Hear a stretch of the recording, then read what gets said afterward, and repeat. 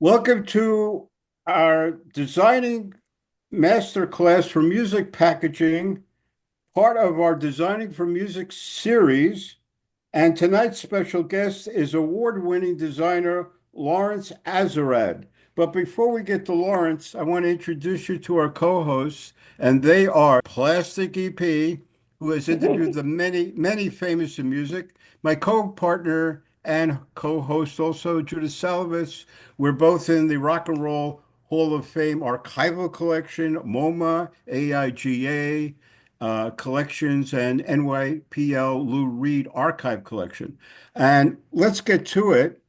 And I'd like to also say that Lawrence has also designed for such Rock Hall inductees as Red Hot Chili Peppers and the Beach Boys. And so now we're going to get to Lawrence. And Lawrence, how are you? And before we start into the packaging, why don't you tell us a little bio on yourself? Yeah. Really great to be here, Judith and Spencer and Plastic EP. Lawrence Azrad here. I'm I'm I'm zooming in from Southern California. I'm a Los Angeles native, but live currently, my wife and I live in Ventura, California, which is about an hour 90 minutes north of Los Angeles. In addition to designing for music, I have a studio called Macroscopic Inc., and we do design for museums. And I've authored some books. One book on musicians that self-record that I co-produced and co-authored with Spencer Tweedy. And that book includes artists such as the great and late Emmett Rhodes, Suzanne Wow. Chani, Mac DeMarco. The other book I wrote is a book, it's a design history of the Concorde, the supersonic airliner. In fact, the book is Mm-hmm. called Supersonic, currently on Mm-hmm. its third printing. And we work with schools like MIT Media Lab, the Smithsonian National Air and Space Museum, organizations in health, organizations in social impact. And I've worked with colleges such as California College of the Arts and Royal College of the Art in London, and a whole spectrum of stuff. The most important thing that I know it's kind of a mixed bag, throwing out a lot of names and letters, is that whatever we design for, whatever we do, it's aimed at causing impact for people and making some hopefully a positive imprint in people's hearts and minds. Oh, that's great. And I want to tell you, we're going to look at some really great packaging now, so and talk about it. So let's start off with number one, Red Hot Chili Peppers, Californication. Tell us about that story of doing the album cover. Yeah, oh, going way back now, probably, well, definitely, maybe close to 25 years. That came out in 1999, I think.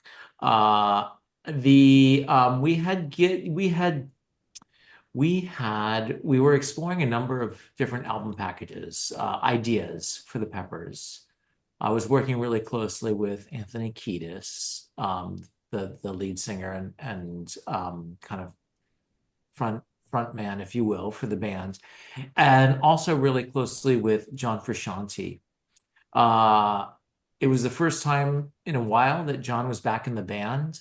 I think that was kind of a significant moment, going from some of the previous records back to a big kind of reunion of that particular lineup, and Rick Rubin was back producing. So definitely there was a lot of enthusiasm and interest and excitement around that record. Uh, some of the ideas that we were exploring that didn't really make it into the final version of the cover were, in a word, complicated. There were some that were involving microscopic photography of human tissue and things like that. Wow. And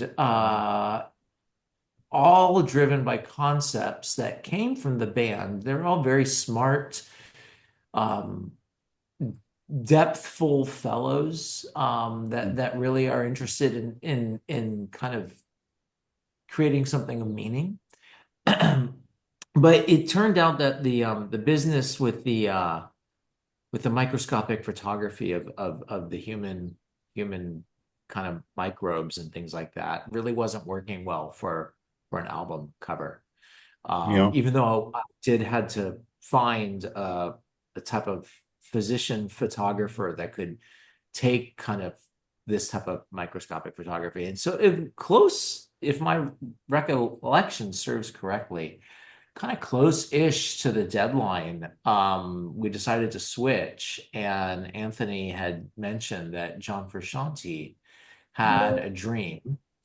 And in his dream, there was a pool, a swimming pool, and in the pool, the sky was in the water, and the Mm. water was in the sky. So Yeah. could you create this scenario? Mm. Let's go back now, put our Wayback Machine on. This is, before Google image search, and Photoshop was still, it was advanced. I don't remember what version it was on, but it wasn't as sophisticated and as powerful as it is now.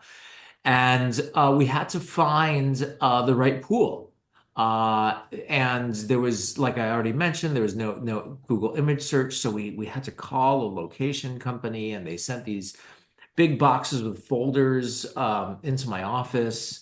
The folders are what you get when you hire a location company, like for Hollywood. They need to send you the Yeah. photos of the type of location that you're going to be Right. renting. And Anthony had said, like, well, he had a very specific idea for the type of pool that it was. Yeah. He wanted to be on a hill. It couldn't be like too fancy, but it also couldn't be too um, suburban. And it just turned out that he had a very kind of specific shape and kind of look and feel that he had in mind. And we went through, it seemed like hundreds, but it couldn't be hundreds, but many, many, many Mhm. pools. And then finally, I said, I've got a friend whose parents, like I mentioned, I grew up in LA, who his Yeah. parents have a pool. The pool actually is on the top of Mulholland Drive, which is, the mountain in the middle of Los Angeles. That's where the Hollywood sign is. And this childhood friend of mine, his father was the orthopedist for the football team, the Raiders. So he was kind of like a rock star doctor. They had a Right. really cool house. It was like kind of like a case study type of house. It wasn't truly a case study like Koenig House, but it was one of those like classic 60s California glass and steel type of things, cantilevered out on the edge of the cliff. And I said, well, my friend's parents has this pool. We could use this. And it turned out it worked out okay. And Anthony, said that that'll do. And we all met at the Beverly Hills Hotel the morning of the shoot. This was, again, just to take a plain photo Right. of a pool. Right. And I think, again, it's like we forget, with iPhones now, that you just go and you just snap it out of your pocket. But this was like kind of Well, like what kind of camera a whole, did they use? well, I didn't take the picture myself. It was this photographer, great person. Her name was Sonia Koskov. But to answer you, Judith, she used a medium format. I think it was a Mamiya 3 1/4, and it Hmm. was. But I couldn't tell you more than that. But it was, definitely on a tripod. And we went and we took it. She also photographed the ocean, that's upside down. She went down to the end of the Santa Monica Pier and photographed that. And then the sky, the orange sky, that was kind of a magic moment when I was able to find that photo. And the long and short of it is, in putting it together, I wanted it to kind of feel like, this classic Mm. rock kind of cover, obviously thinking back to like, the greats like Hypnosis, Yeah, Right. yeah, those type of Yes. like yeah, It exactly. dreamy. definitely has the feeling of a hypnosis cover. It has that, Yeah, yeah. Yeah. you know, yeah. Yeah, yeah, yeah. And there's been a lot of like internet sleuthing and lure. Somebody did recently on the fan boards posted a photo of the actual pool um in Oh, real wow. life. I don't know how they found it because the house isn't visible from the street. And I sent Yeah. it to my friend whose parents' house is, and he said, no, that's real. And yeah, that we there the frog, the ceramic frog on the side, that was the mom's like ceramic frog that spit water into the pool. And And you what know did the band think of the result? the band liked it. The band liked it a lot. Judith, it's a good question. It's and also notable to answer to note that in my office, I worked at Warner Records at the time, and in my office, I had this couch behind me. And Anthony and his day-to-day tour manager at the time, Louis, they would sit in the couch for what felt like weeks. And Anthony would kind of come in every day and he would like work, like he was like on the phone, like talking to MTV and kind of talking about this and that. But, he probably wasn't in there as long as I remember, but it seemed like he was in there Mm. a lot. Mm. But because my back was to him, he could like be on the phone and like watching me, and he could just be like, kind of make notes or whatever on what I was doing. And then yeah, other like really kind of like to get really kind of niche on the lure of it, the blue in the water was is an um extra vibrant blue. And there was there were a couple, yeah, now I'm getting really deep with it. um we were with the pre-press folks, and somebody on the pre-press side added a little like atmosphere to the horizon. Mm. Right. And John was like, no, no, no, take that out, because I think he really liked the graphicness of the pop. And Mhm. then there was also you know the situation where when you see it on screen, it's much more vivid than when you see it Yeah. on press, on paper, especially when you're Mhm. working with blue. Yeah. And I remember there was a kind of like a Yeah. disconnect there, and the band was disappointed, and the printer promised or made a commitment at that time. And I don't know if they still are fulfilling it 25 years later, but that cover had a fifth color PMS blue behind it to give it that Wow. Oh. extra Yeah. punch.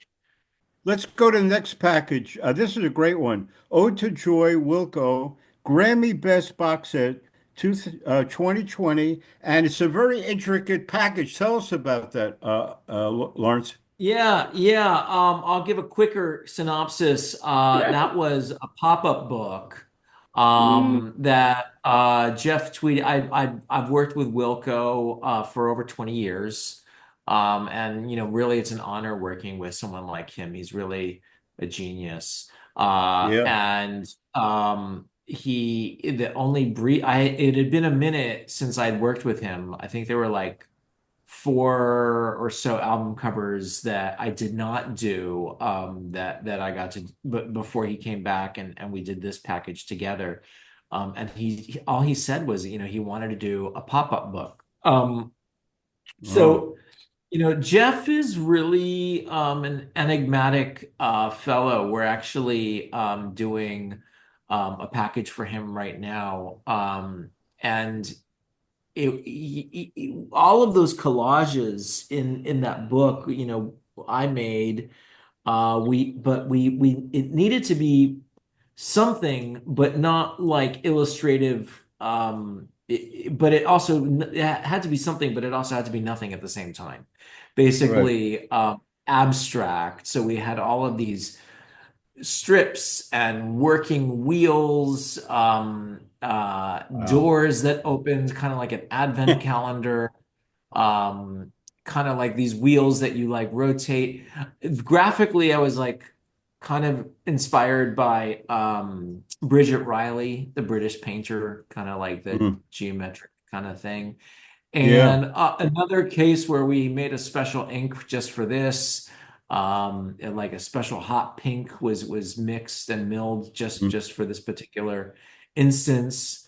And he we would go through cover after cover after cover, sometimes hundreds of them, and then he said, I just want a cover where it almost seems like nothing.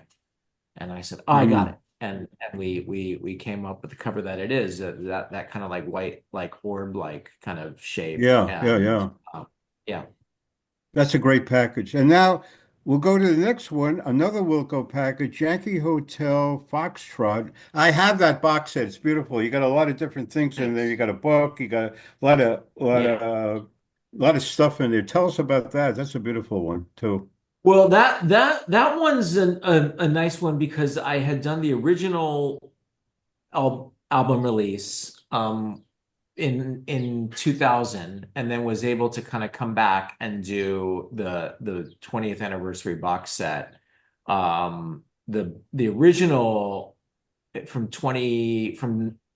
1999 to 2000, that's made famous in the Sam Jones movie I'm Trying to Break Your Heart, when Mm. Wilco was dropped famously from Warner Records and then signed by Nonesuch. So I was kind of part of the whole, I was around when that whole saga happened. At the same time in my own history, the records were going through a lot of downsizing, and I was let go from the record label in the middle of that project. And I Wow. was a young kid, probably, maybe like 25 or so. But Mm. luckily, the band stayed with me, and we're still working together to this day. I'm 52 now. Great.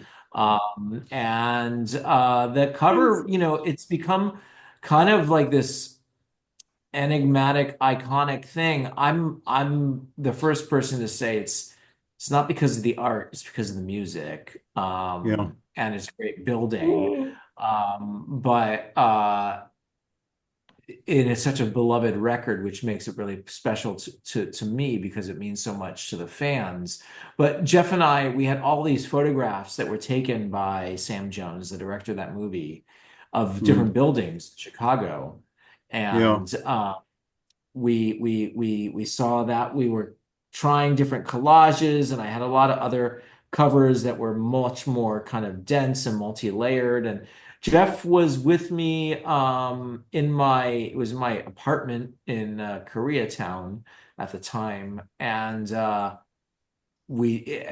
most of the covers that we've put together successfully, we've done it in person together. And Wow. uh it was just like that's the cover. And I clipped out the building using the pen tool in Photoshop. And it just seems like it's fun because you're on Instagram, you're on social media, and you see people in Chicago down by Michigan Avenue, and the Mm. um is that what's the river? I don't know the name of that river in Chicago. Is it the All um, right. Chicago River? I don't know, but No, it's the, not the the the the Chicago. main river that goes through Chicago there, and Yeah. and people take that photo of the Right. buildings, and they're always like, here we are at the Wilco Towers, and it's really kind of again, it's heartening to me because it reminds me that people really make a connection culturally to the music, and Right, that right. matters. The next package we're going to get into is a very famous one, Voyager, which I really love. I have that. It's Grammy Award Best Box Set 2017. Has a lot of parts to it. That's a great package, and so I believe connected with NASA, right, Lawrence? Thanks, Spencer. A little bit. I mean, basically in 1977, Carl Sagan launched a record into space on the side of the Voyager spacecraft. Um, that one is the original record. The one that we put out is the only one ever to be released here on Earth. Now, Wow. why would Carl Sagan put a record on the side of a spacecraft? That's a very good question. He did it Yeah. with a team of about seven or so other really great thinkers, Mm, including the great ethnomusicologist Alan Lomax. mm. He worked with the great astrophysicist Frank Drake, and John Lomberg. The reason why they put a record on the side of the Voyager spacecraft is because the Voyager spacecraft will continue to travel through space for Mm. eternity. There are two of them. Yeah. The Voyager spacecraft are the only human-made things ever to leave our solar system. They are Wow. currently in interstellar space. They left the bubble of our solar system in 2020, I want to say. The reason why he put the records on the spacecraft is because long after our Earth is gone, long after the sun gets so big that our Earth kind of gets sucked into it, and those spacecraft will still be going. And Wow. if there are any extraterrestrials out there that might ever come in contact with these spacecraft, Hmm. these little records are a message to them from us Ah, here. great. Amazing. I have a funny story about how far away they are, actually. And then what's on this, and so we also on the original discs on the spacecraft, encoded in the grooves are also images of life on Earth. Plastic EP, the Sydney Opera House is on there, or I think the Oh. bridge, the Sydney Harbor Bridge is on there too. All kinds of like feats in engineering and biology Mm. and ecology and things like that. A whole range of music from all over Earth, all times. Um, so in our box set, Spencer, we did a book that has all the images. We licensed all the music. We got the original masters from the Sony Vault. Wow. It has greetings to the extraterrestrials in 45 spoken languages, Wow. um, and even ancient languages like Akkadian and Sumerian, stuff like that. That's Oh my great. God. And yeah, so but oh yeah, the reason why I need to know the exact distance, how far they were, is when we won the Grammy. Um, I had dedicated the Grammy to Chuck Berry. Chuck Berry is the Mm, only living person. No, the only modern. Chuck Berry, Johnny Be Good was the most modern music on the record. mm. And the year I Wow. won the Grammy, 2017, Chuck Berry had died. So Wow. this Wow. is dedicated Dedicated. to Yeah. There's Chuck no Berry. Beatles on the album? There is no Beatles on the album. There's Wow. no Right. Beatles. Or Elvis. Yeah, no Elvis. I mean, Chuck Berry was the most modern music. The most recent before him was Blind Willie Johnson, like a Mm. blues. Right. But they were really trying to cover it all, and they only had one disc. So you had like Chinese ancient flute music, Bach, Right. Right. Beethoven, Native American music, like music from like the Asian steppes, like Kazakhstan, Solomon Island panpipes. there was a sound poem. Anyways, Neil deGrasse Tyson was was the presenter of my category when I Wow. won the grant. And when I said this is dedicated to Chuck Berry, his music lives on forever, floating 14 billion miles from here.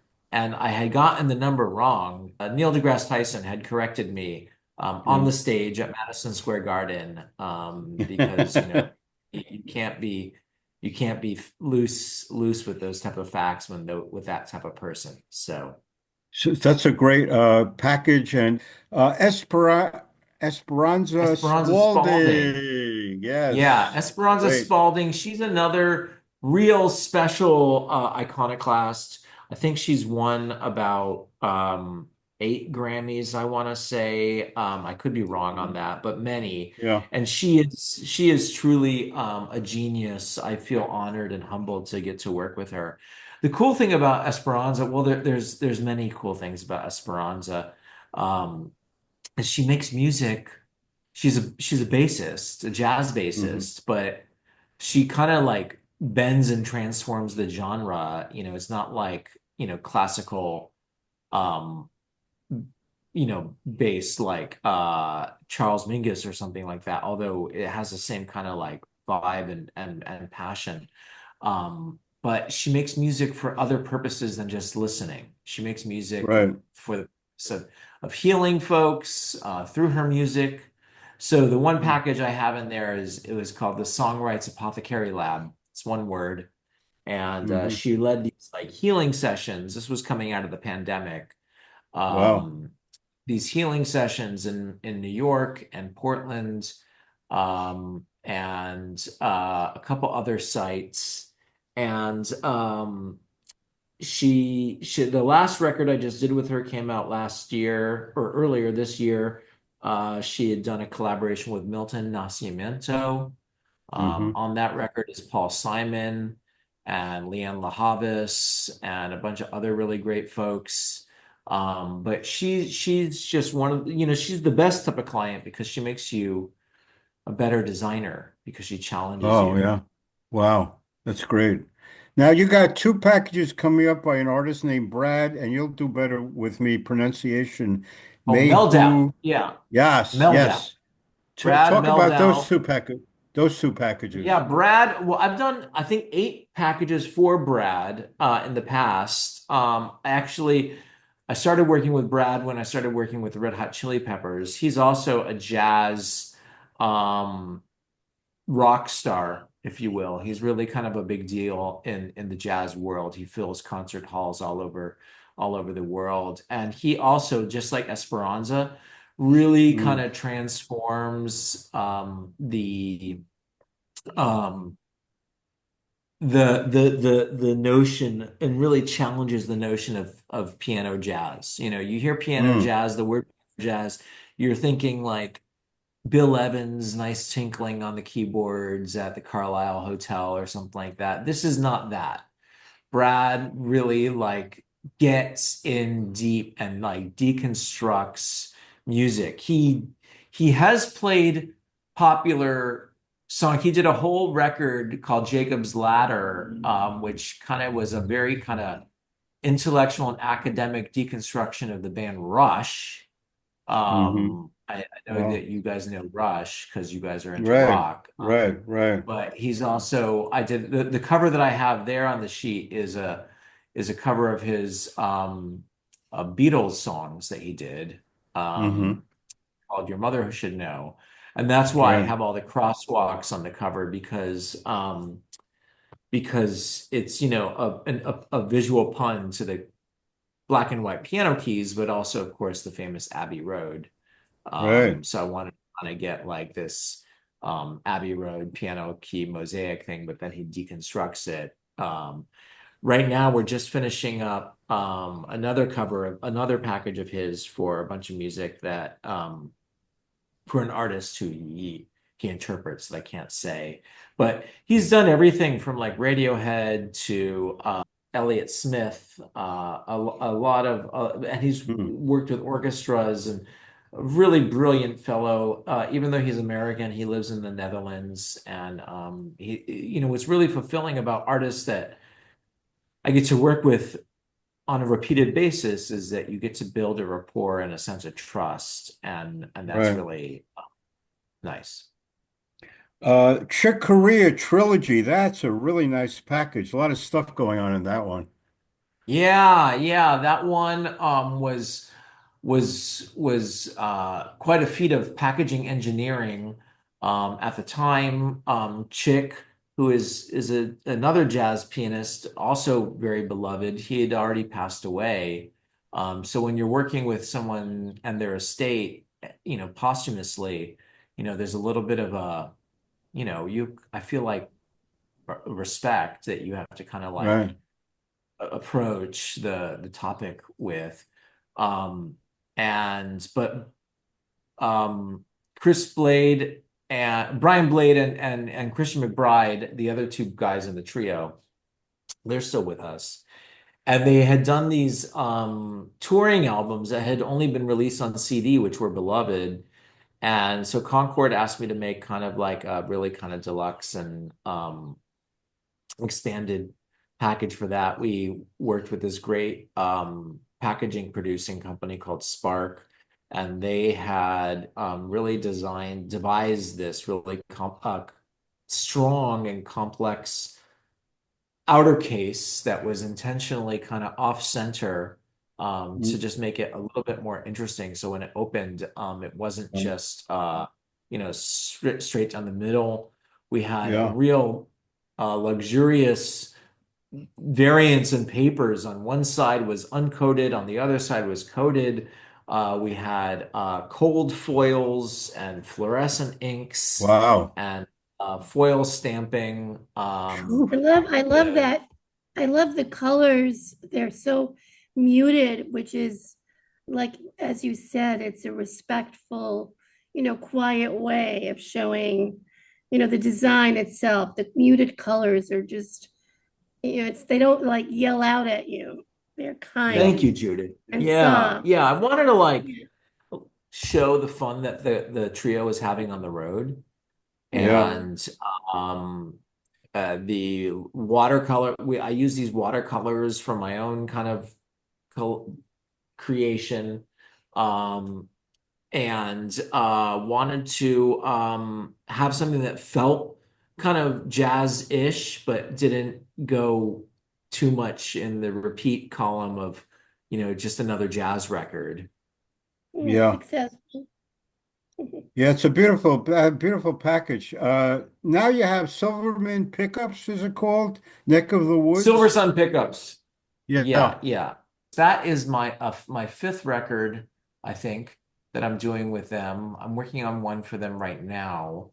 And the one that we have on that album sheet utilizes that was my first package with the Silver Sun Pickups. They're a Yeah. beloved indie band from the 2000s here in Los Angeles.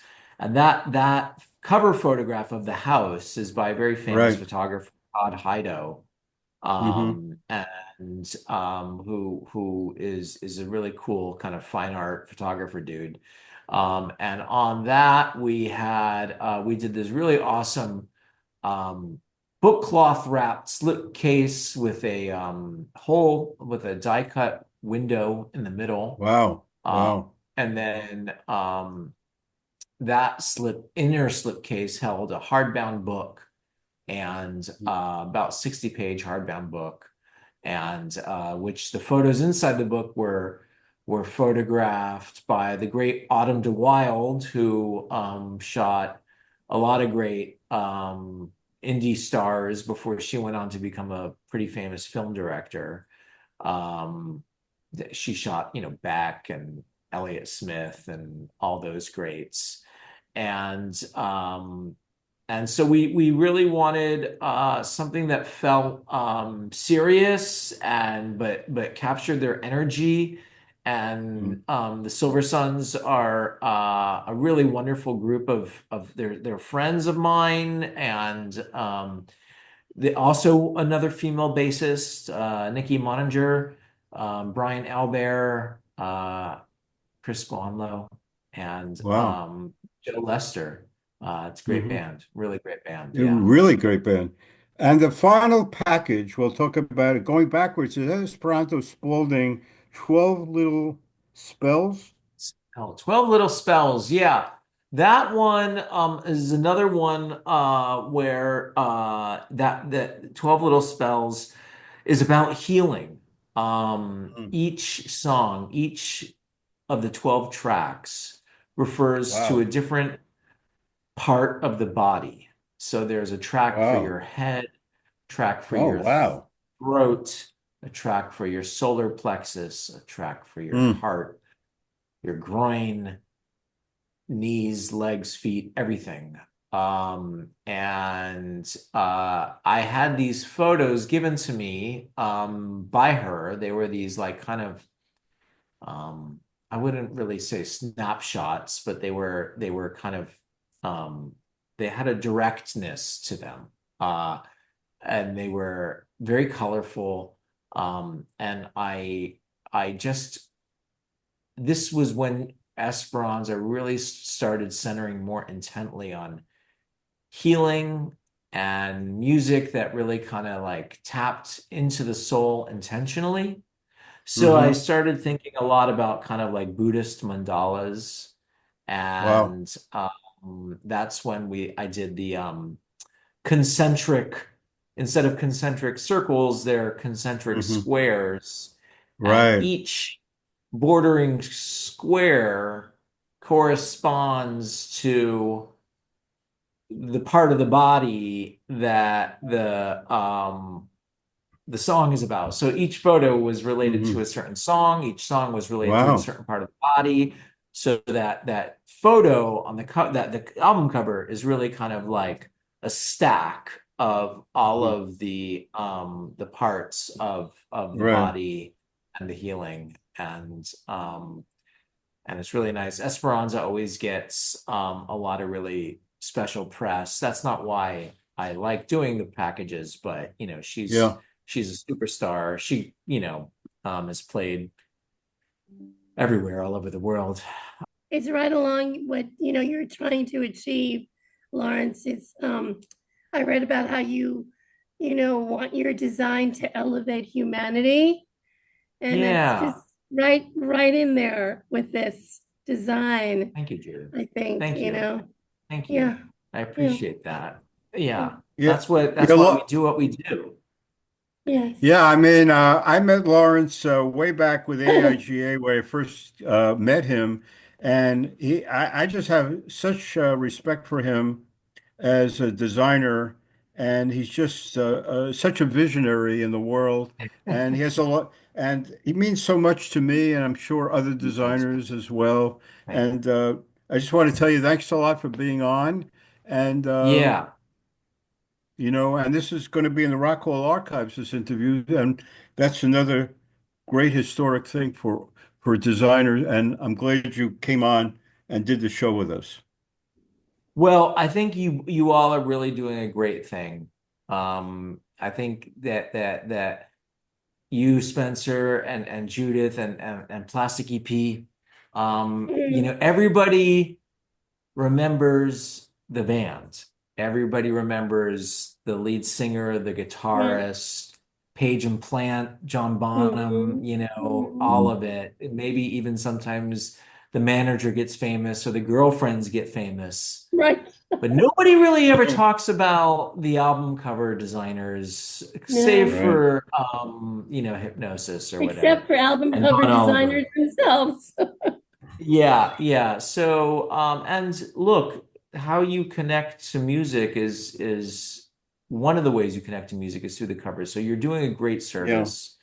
I know that Yeah. I Yeah. appreciate it, and I know Thank that you. the other designers appreciate it, and I hope the public does too. So it's an honor and a privilege to be here to rap with you today.